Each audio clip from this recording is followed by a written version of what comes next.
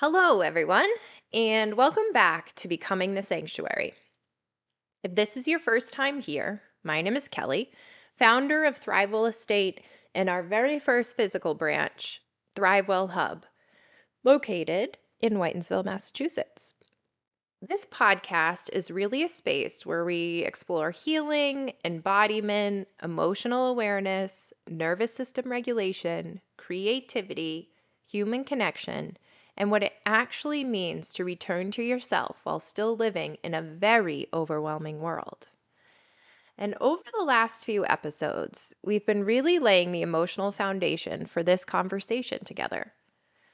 Episode 1 was the story behind why Thrivewell exists in the first place: the collapse, the rebuilding, recovery, and the realization that so many people are quietly disconnected from themselves while trying to survive a modern life.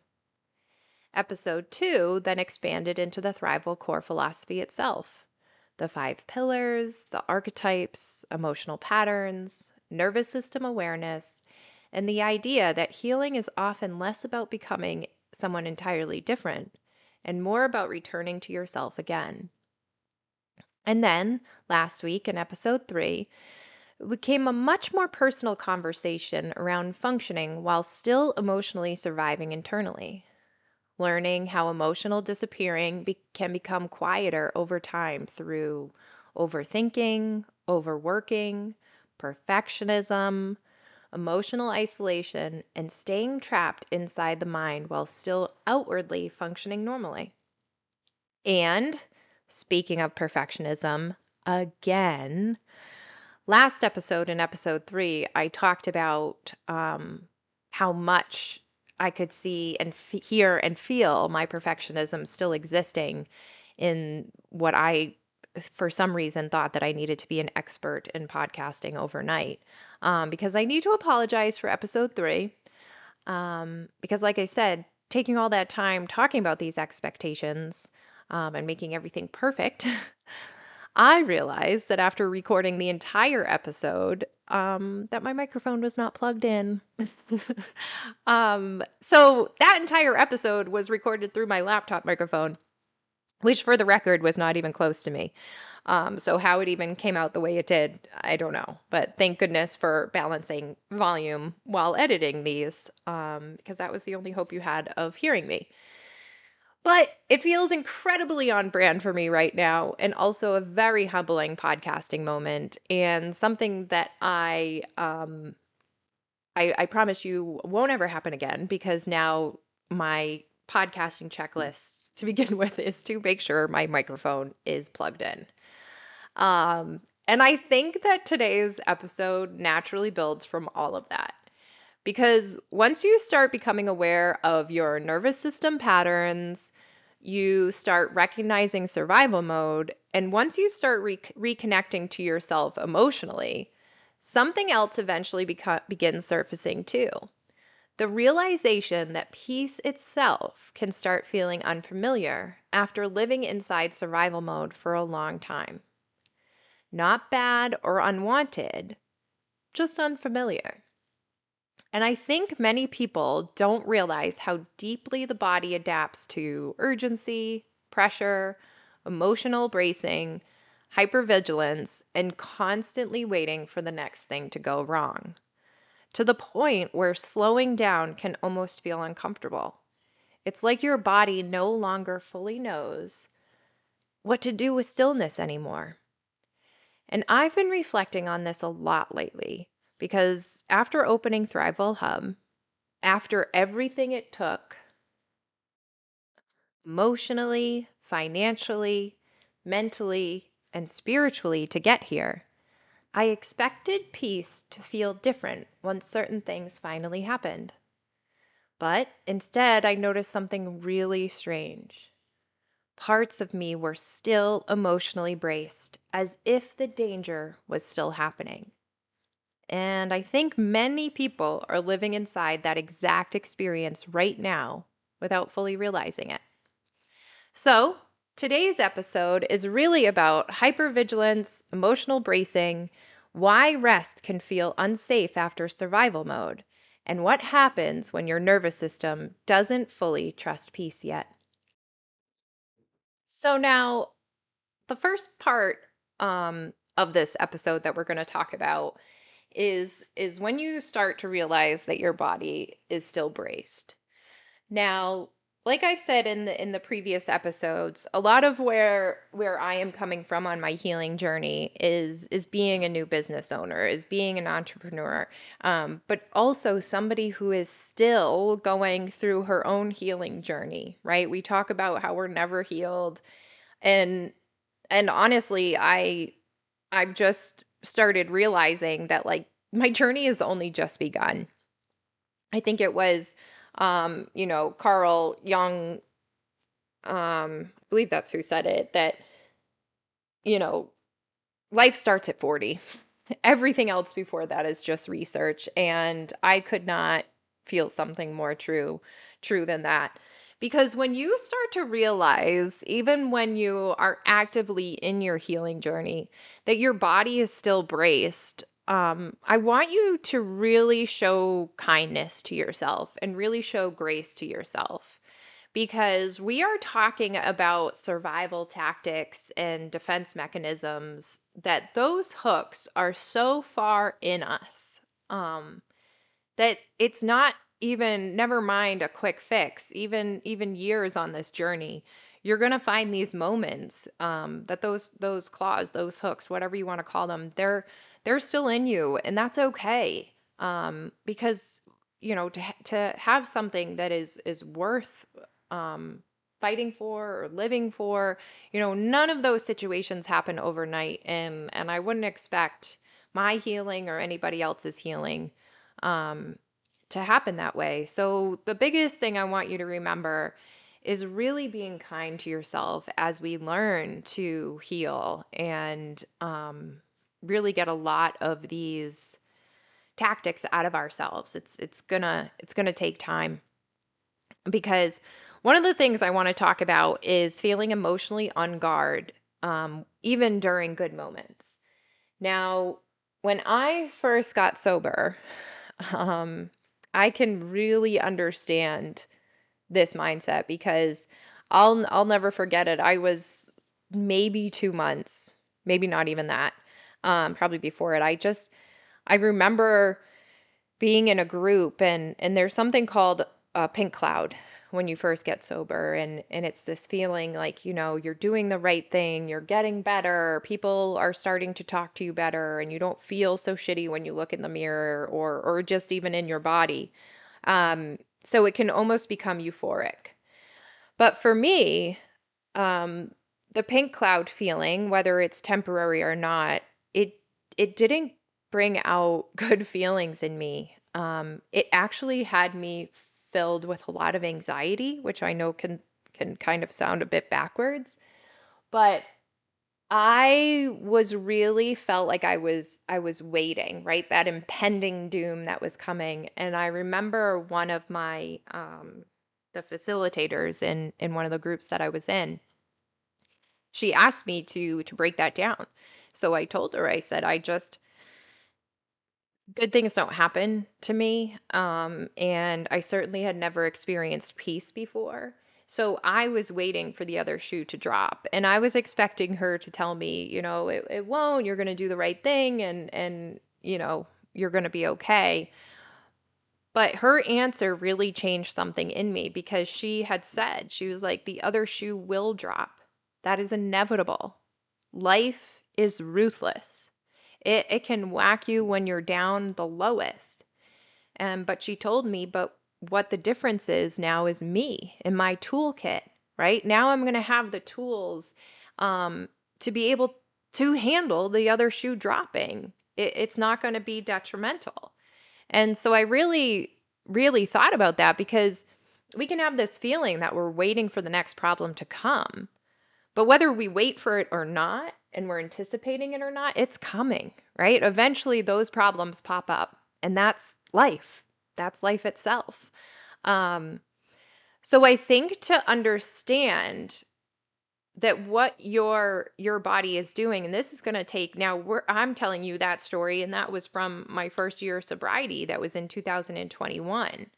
But this isn't a race to the finish line, right? Like we are always working on ourselves, because the idea is to be able to fully relax and not struggle with that feeling.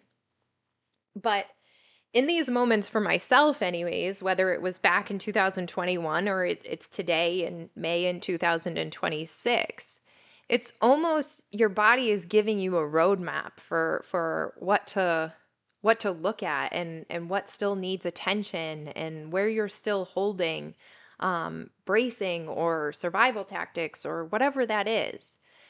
Because our bodies, and especially when we are in this fight or flight, right, we are checking for danger constantly. And if you think about that, right, that we if what if there is no danger around, or quote unquote danger, because you still have real life pressures, right? I didn't just open Thrivewell Hub and I don't have any pressures on me. I have responsibilities. I am have a big responsibility with how I treat people and humans that come in here. I have operational responsibilities. I have financial responsibilities. So all those go away. But I mean, they don't go away, but it doesn't mean that those pressures and those stress translate into that I am not safe, right? They can. They can if you try to just ignore them and push through anyways. Um, but the biggest thing that we need to realize throughout all of this is that survival mode can become normal, right? Your body is just adapting to the chaos. And peace, it just feels so unfamiliar instead of comforting. And you just start to function while you're internally braced to almost everything.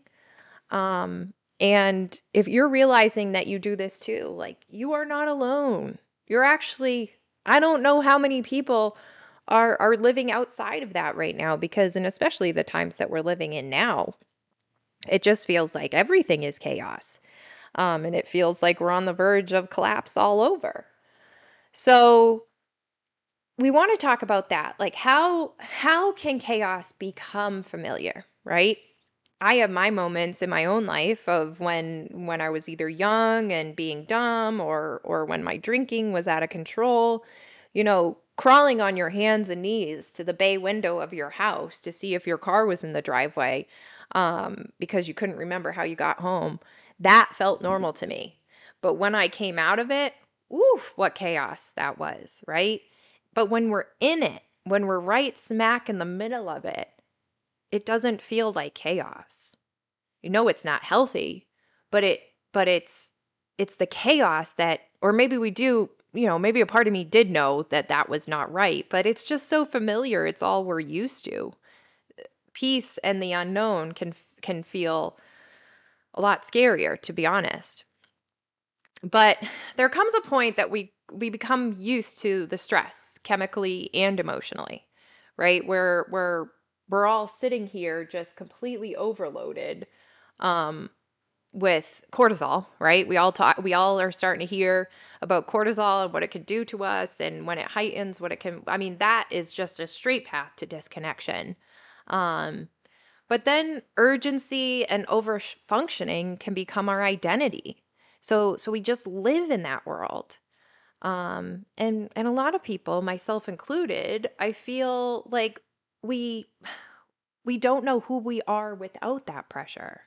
And we constantly feel like we need to fix something or solve something. And I mean, you have anybody, right, who's in that go, go, go, overworking, overproductive, you have them sit with themselves in stillness for 5 minutes. And I'm talking about people who can build an entire business with their hands tied behind their back, but then you have them sit with themselves for 5 minutes, and it's not possible. Um, and that's why I think sometimes when we do feel how familiar that chaos can become, um, we really start unconsciously recreating the chaos. Because the calm feeling, like I said, it's too quiet. The the I don't know what the right word is. I don't want to use trauma, but what we have that's sitting deep inside of us when we sit with ourselves and things go too quiet, that's where it comes to the forefront, and the thoughts and the regrets and the shame and where we're supposed to be and what we should be doing, and what we're not enough of and what we're too much of. All that pops up. So we really do become emotionally addicted to survival mode. And like we talk about, modern culture, my word, they just reinforce this constantly, constantly, constantly. And so then we want to talk about, right? So let's think about this. So chaos just becomes very familiar, right? So we're realizing that we're braced. We're realizing that chaos has become very familiar. And then that rest can feel really unsafe. Think about that. Have you ever had it where you're exhausted? You're mentally exhausted, your body is exhausted, you're run down, and you tell yourself, I'm going to lay down for just 30 minutes, right? Or whatever that number is. I'm going to lay down for an hour. I'm going to lay down for 5 minutes, whatever that is. How many of you, because I know I do it, actually rest during that time frame? Or do you sit there and think about what you should be doing? Do you feel guilty while you're resting? Or when you're slowing down, does that somehow translate into feeling lazy? Because nervous system confusion during stillness is real. And for some reason, we have become a culture that your worth as a human being is tied to productivity. And so that's why we really, really struggle to fully unplug, because then it's you're letting go of your responsibilities, your worth isn't as high, you're just avoiding everything, you're lazy. Um and really all it is that we've put ourselves in the position that we need to earn rest, right? We don't fault the trees when they need to shed all their leaves and take a nice long nap in winter. We don't judge them. Why is it that when our own body needs to go through a season, and that season can be a long season, that season can be a daily season, suddenly that's not okay? And I mean, so much of this is that exhaustion, like I said, is just become completely normalized. If I go back and listen to my first two episodes, because I talk about in episode 3 about how I was in a funk coming back from Mexico. Listen to my voice in episode 1 and 2. Now, keep in mind, I will tell you, I wrote down what I was saying in those first two episodes, like I acknowledged, because I needed to stay on point. You can start to hear in episode 3 and now episode 4 that I can kind of ramble a bit. So trying to keep myself on track. So I think part of that rigidity is coming out in my voice, but really listen to my voice. Listen to the heaviness that is surrounding it. That was me in full blown survival mode, like literally on the verge of shutdown. And then I have this mindset flip, right? Like this understanding that if I lean back into working on myself, this heaviness, this funk that I was in will start to resolve itself. And just the idea of being able to come out of that funk and kind of have some sort of roadmap to now know what I need to tackle and what within me is causing this feeling, you can see how much lighter my voice sounded in episode 3.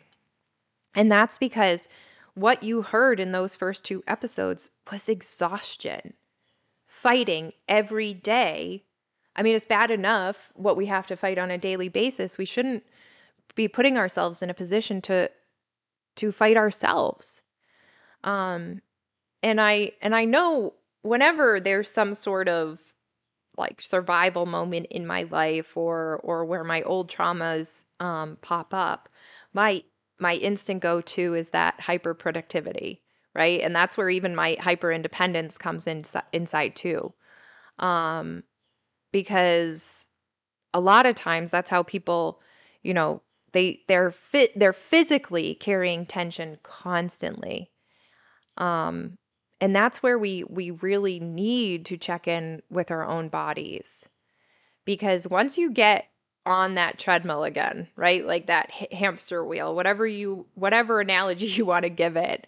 Um, but when we cannot rest, right? Because it doesn't feel safe. And like I said, I understand that it does not feel safe. Um, it's a vicious cycle that it feeds itself. That's why there's so many of us um, in this race of life, right? These cycles that we're talking about, whether it's the hyperproductivity or, trying to get out of your financial situation or trying to get out of any sort of addiction. Doesn't even need to be just substances. It's a cycle, and we have to break that cycle. And healing in itself, and feeling safe within our own bodies in a resting state, we have to break the same cycle. And the same way that when you first break a habit, um, you know, it feels different, and we don't immediately um, feel the reward of that. So it's I don't know if you've ever known anybody who has lost a lot of weight, right? And I'm not going to go too far down this road because, like I've always said, I'm not a doctor. I'm just a human with life experience. But I will say that I did lose a lot of weight. When at my heaviest, when I was the most unhealthy, I was about 205 pounds. Now, when I went to my lowest, it wasn't healthy, so I'm not going to acknowledge that number. But I should be around 135 and 140 pounds. Um, so I hit that goal. And when I looked in the mirror, my mind didn't believe it. I did have my own version of body dysmorphia because when I looked in the mirror, um, I still saw the 205-pound person because my mind and my body, it didn't believe what I was seeing, and it felt like I needed to, I don't know, like it wasn't this feeling like I needed to lose more weight. It just I couldn't see it yet. My everything kind of had to catch up to itself. And now I'm able to look at myself and see myself for who I am. And I don't sit there and criticize saying that I still have more to lose or I've lost too much. I just see me. But that took years of being in this new body, buying the sizes that I need to buy and not buying sizes that are too big. Um, because the body does the same thing with safety. Doesn't believe it at first, not for a little while, because life externally, it's improving, but the body is still reacting, right? It's reacting to its old self. It's reacting to the old habits that we've created, the old situations that we were in. We think that a new situation that's good is going to turn bad, that we're missing something or it's too good to be true, whatever it is that we tell ourselves. Because the nervous system, unfortunately, does have a lag. And there is emotional memory in the body. But I kind of want to come off this topic just for a second, right? Because we're talking about how the body doesn't immediately believe safety. Emotional memory in the body is good and bad, right? Because we talk about when we're healing and we're on our healing journey, we're talking a lot about the bad, right? There's a book that I sell here that's amazing. It's a tough read, but I would highly recommend it.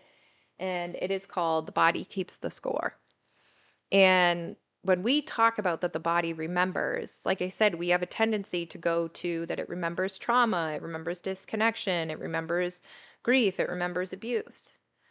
But guess what else it remembers? It remembers safety, and it remembers love, and it remembers support, and it remembers how to use those survival tactics when we really need them. because the goal is to not remove survival tactics altogether. There is parts of our life, right? And just as ancient human beings, like we will need survival tactics in our life. Um, I was a mile from the finish line at the Boston Marathon when the bombing happened. I needed my survival mode then. I needed to go into fight or flight, and boy did I. Um, but it's when that becomes default, right? I shouldn't be feeling like I'm in the middle of a terrorist attack on a normal Thursday, right? So this is what we're talking about, getting the body more comfortable with what safety feels like. Because otherwise, we're expecting collapse even when things are okay. And I will say I've been practicing that myself. I am expecting collapse all around me. And does it mean that certain things might not, they might fall apart in a way I don't want them to? Sure, they might. But there's no collapse coming for me. Unless I just, like I said, unless I just completely ignore everything and don't talk to anybody and don't ask for help, yes, that's where collapse will come. But not where I am right now. So I'm constantly telling my nervous system, shush, like settle down. You are fine. Like I tell everybody else, the grizzly bear is not coming out of the woods. Like we are okay. Because I think as a society and as humans, it's really difficult now for us to receive peace and support for that matter. Because the body is learning safety slowly. But this is possible. And I had a workshop last night. It was the Thrivewell Reset, and it was a 60-minute, you know, nervous system regulation. And the biggest thing that we talked about, and a lot of what I talk about here at Thrivewell too, is understanding your own intuition and how to trust it and how to practice the relationship with it. And that's exactly it. Regulation happens through repetition. So we have to continuously, right? The same way that we practice that relationship with our own intuition, we have to practice that relationship with regulation the same way. So it is a constant repeating practice of helping ourselves regulate our nervous system. You can do that with, like we talked about in the last episode, getting out of your mind and getting into the body. But really start to research what can help you with regulating your nervous system. Something that I'm looking to get more into is breath work, because breath work, and that's something that you carry around with you everywhere. Breath work is incredible. And the power that it has, not only for our health and our body, but for our nervous system. It's amazing what it can do. And then there's other things, you have creativity.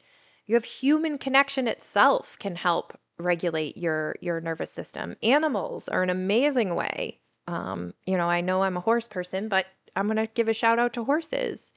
But in the same way, if you set yourself up to continuously practice regulating your nervous system, go be super anxious and go stand around a horse. They're going to show you very, very quickly how much you need to regulate your nervous system, and they're not going to let you anywhere near them because they are constantly doing that themselves. But as we think about it, right, think about moments in your own life, moments where you really felt yourself being braced up still. And like I said, I've had moments after moments after moments opening this hub. Um, I, for some reason, still cannot shake the fact that it doesn't have to perform as much as I think it should perform. And should is a really, really good word to look for. Because I think when we start talking about what we should do and what we shouldn't do, think about where that pressure is coming from. For me, it is the pressure is coming from myself, but that pressure is coming from an external source, right? Whether that be society itself, a partner, parents, a boss. You think about where that external pressure is coming from, and is it something that you really need to do, or like we said, is it something that you think you should do? Um, but I'll tell you that emotionally landing um, inside of an accomplishment and landing there and not being critical of myself is still extremely, extremely hard. And even when I'm in the hub itself, I'm trying hard to be in the moment, to be here, talking to the people that I'm talking to. I'm trying really hard to have the mindset that I get to worry about owning a business. Um, I get to have this struggle, that I've already made it further than most people do who dream about owning a business. And because a lot of times I'm constantly thinking ahead, thinking about how I can grow, how I can expand, how I can help more people, how I can get my voice bigger, and instead of inhabiting the moment. And that's really, you want your nervous system going into overdrive. Think about the future that much, and call it future tripping, because it's just, I mean, you can plan, right? We all need to plan. I'm not going to pretend and say that you can only live in the day.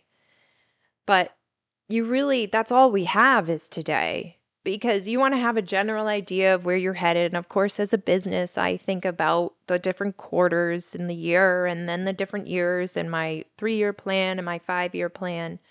But the amount of times that I'm going to have to pivot throughout that time frame, um, you really should try to be in the moment more and have a slight plan for the future. Because if you try to create this rock solid plan and it doesn't go the way you think it's gonna go, I mean, you're that's where the collapse comes, right? Thinking that we can control everything, um, and we can't. We honestly can't. But I'm trying to think of some real life examples, whether it be the hub or my sobriety, where I was trying to relax but mentally staying on.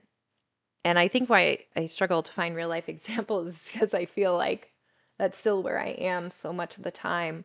I mean, I can completely relate to laying on the couch. Um, but I need to rest, but I do also have these responsibilities that I need to get done. And now I'm finding myself landing in this like all or nothing type world. It's like all of a sudden all my responsibilities, well, not all of them, but I'm like, oh, those can all wait, those can all wait. But it's finding the balance. It's finding the balance of the two. But I think with feeling like I need to be on, especially with what I do now for a living, I need to remind myself that I am a student as well, that I am learning in this place, in this hub, and I don't own it because I have it all figured out. I almost own it because I need to engulf myself that much into it, because my brain can just manipulate my own self right out of where I'm at in my healing journey. But I mean, there's a lot of times, I guess, when I'm more so doing like a guided meditation, because you want to think about notice moments where you notice your body carrying tension. And it is almost always in guided meditations where they tell you, soften your shoulders, soften your jaw, are your hands clenched? And it's like, oh, shoot. Yes to all of those. So just trying to let your body, even when you're just sitting, to try and not be so tense. Um, and then, the emotional exhaustion that can hide underneath the productivity that we talked about. I would say those last 2 weeks, not this past week, but the last 2 weeks before that, that's a very good example of emotional exhaustion, just hiding underneath all of it.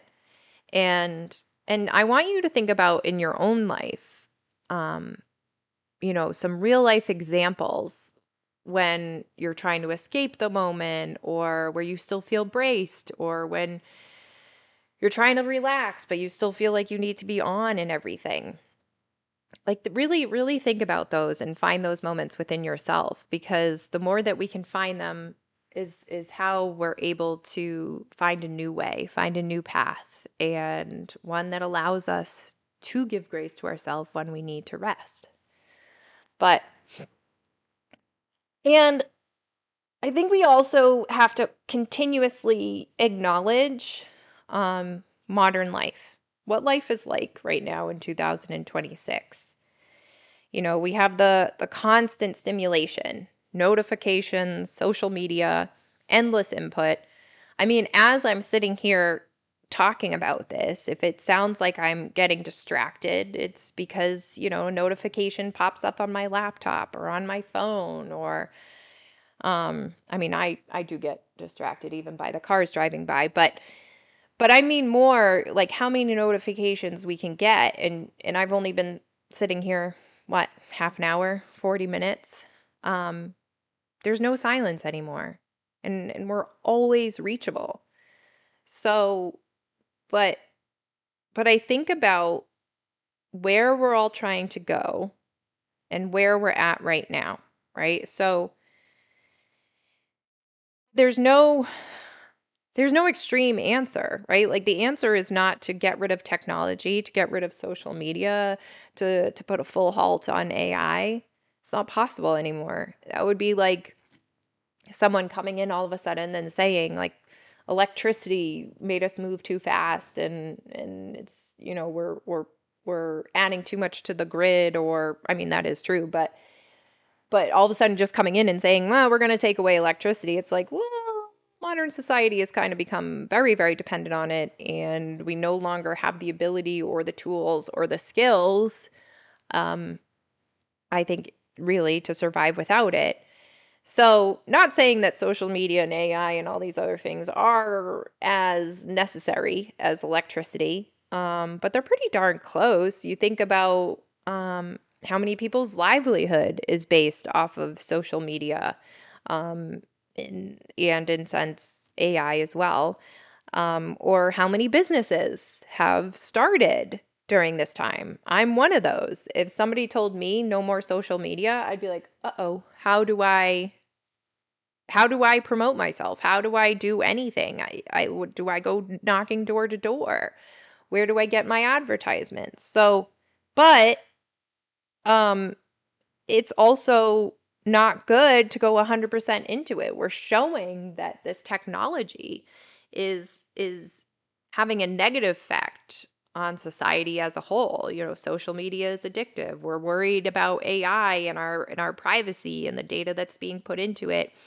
And AI taking over jobs. These are real problems that are actually happening. And I think in anything that I look at now, and especially when I look at my own healing, what is the number one thing that ties everything back together, and that's balance. And I think that the path forward, and this is a hill I will die on, um, that the solution is the middle ground. We have to take the middle road. We have to be able to use these tools, but not have them replace us as human beings. We need to be able to use social media to stay connected to the people who are far from us, but stay connected in person as much as we possibly can. Because the emotional overload that we are carrying right now, and especially what then can lead to this comparison culture. I mean, how many of you open up social media on any platform and start comparing yourself to what you're seeing? And from that comparison culture comes this immense financial pressure. Life has only gotten more expensive. And then we're looking at these lives, a lot of us can barely afford the necessities. Never mind the comparisons that we're putting ourselves through that most of the time cost a lot of money for the clothes, the vacations, the skincare, the food, whatever that is. And I do believe as a collective, we're in nervous system exhaustion. I mean, go drive down the road. Go see how people are acting. Go see how people are driving.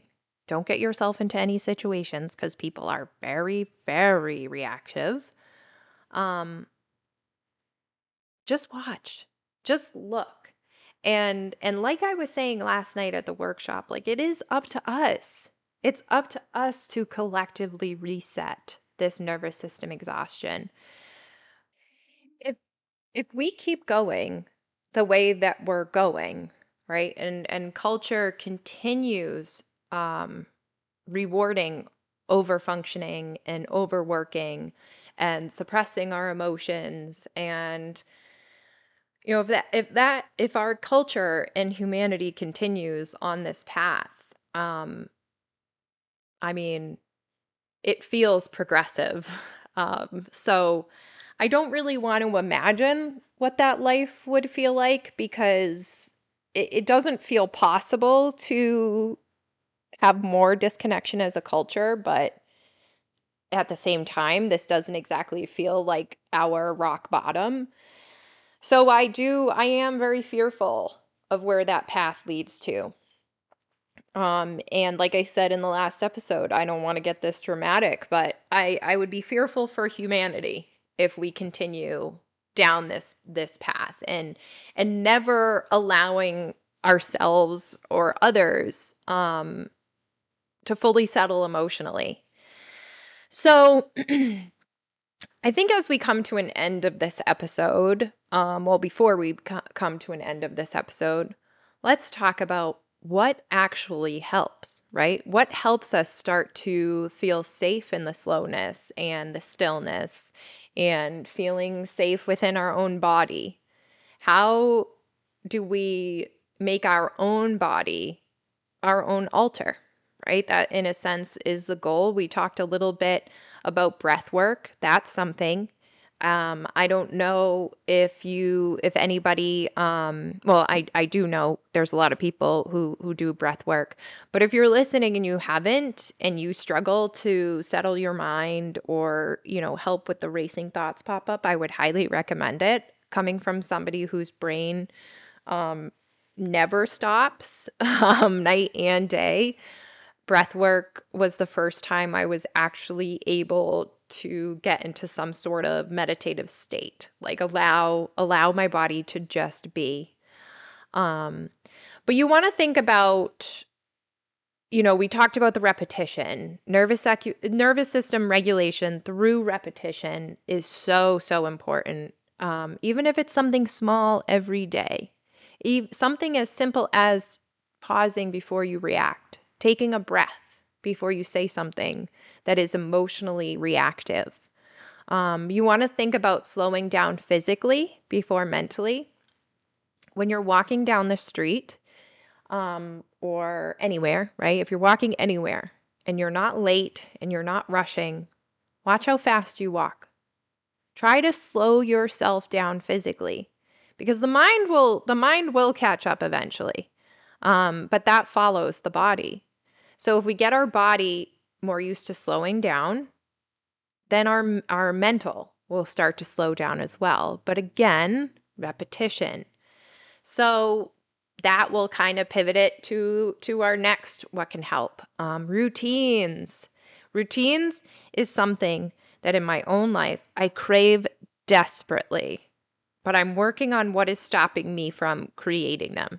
I think a little bit, if I'm being fully honest, there is this lazy side of myself that has come to the forefront.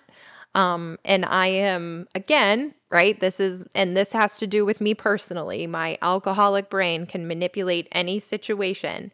I've sometimes in ways allowed my laziness to come forward, and I'm treating it as self-care. But laying on the couch and doom scrolling while having something on TV in the background, while having my laptop open, thinking about workshops that I can create for Thrivewell, that's not rest. That's far from rest. That is, I don't feel like doing anything around the house.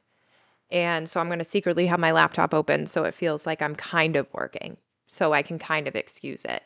But I really need to start with actual healthy routines, morning and night. And I would encourage everyone to try and work on their routines and start small. There's another good book that we sell here that's called Atomic Habits. Read it, because those small little habits and those routines, they do amount to big changes. And they talk a lot in there about habit stacking. And I won't get super focused on that. You should read the book. You should learn about it, because it's certain things that help us create routines and habits within the habits that we already have. Another big thing that helps, sensory grounding. You don't need to go outside and put your feet into the grass.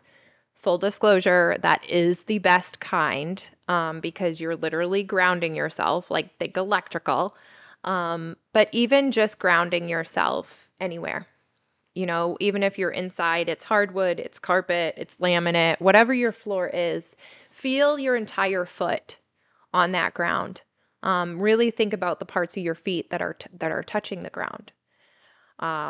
Walking, movement of any kind, right? Healthy movement, not pushing your body to the point of collapse. Again, balance.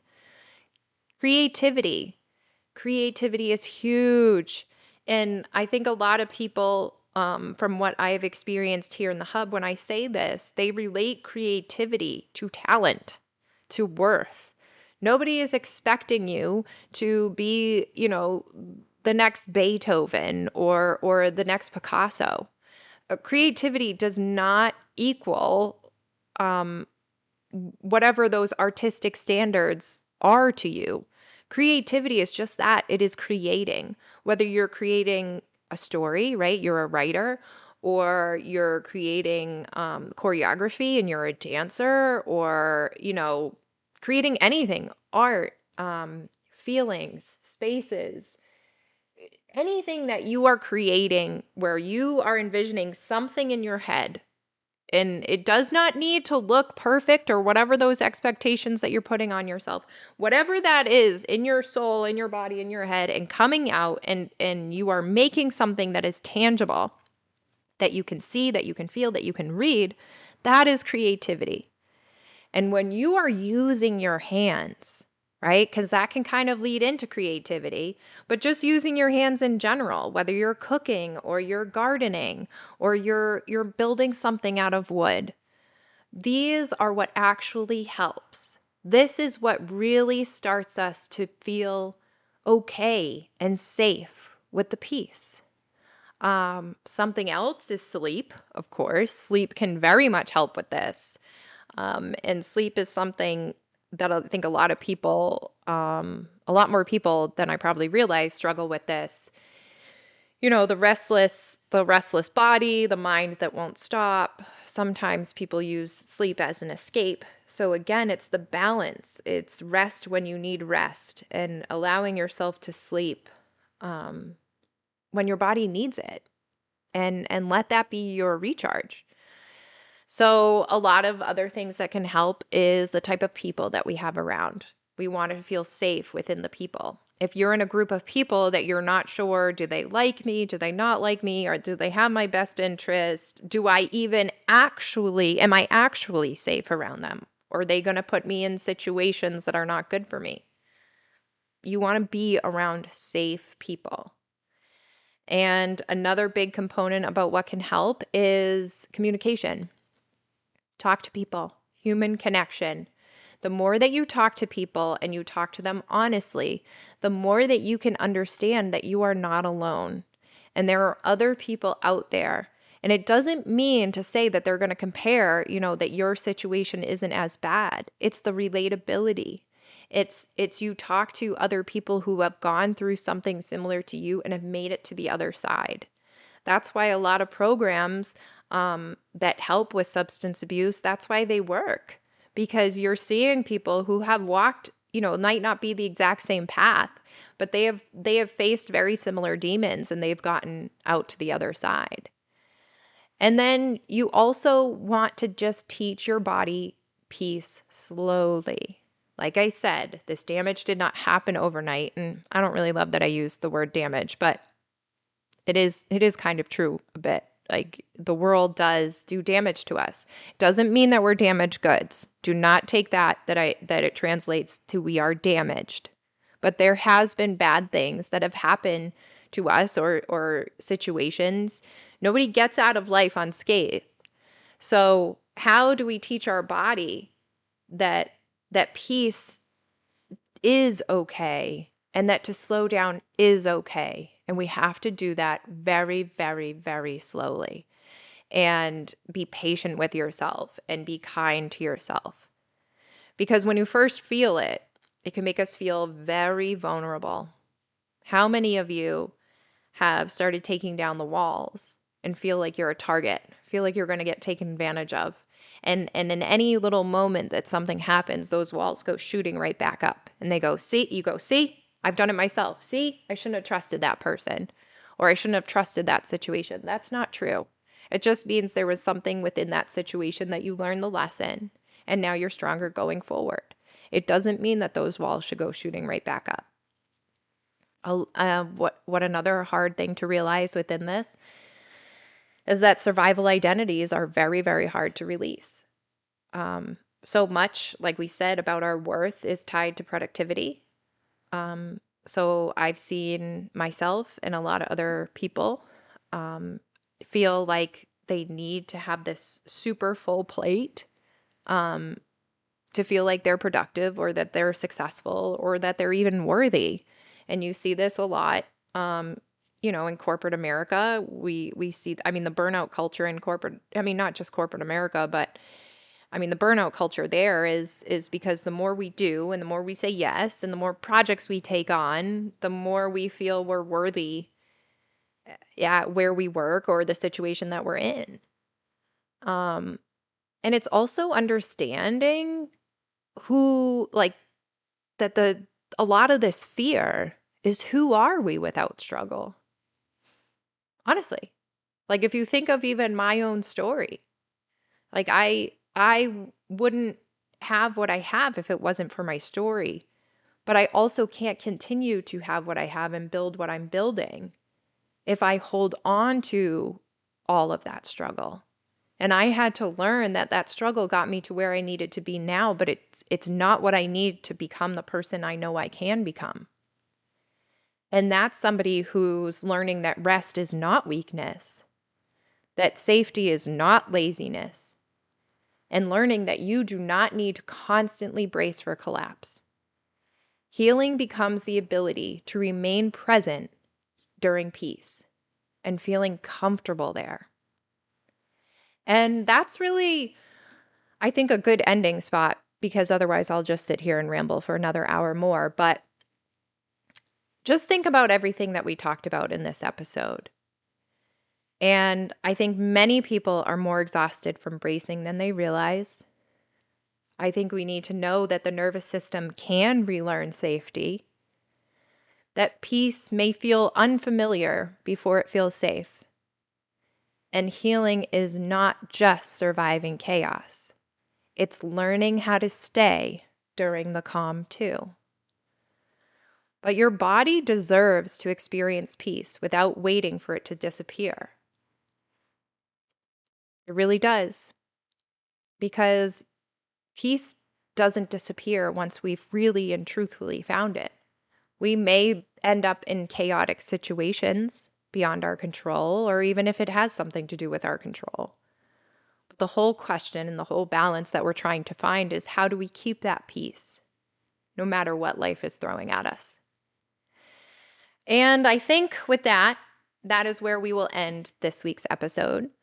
I want to thank you again so much for joining me on Becoming the Sanctuary.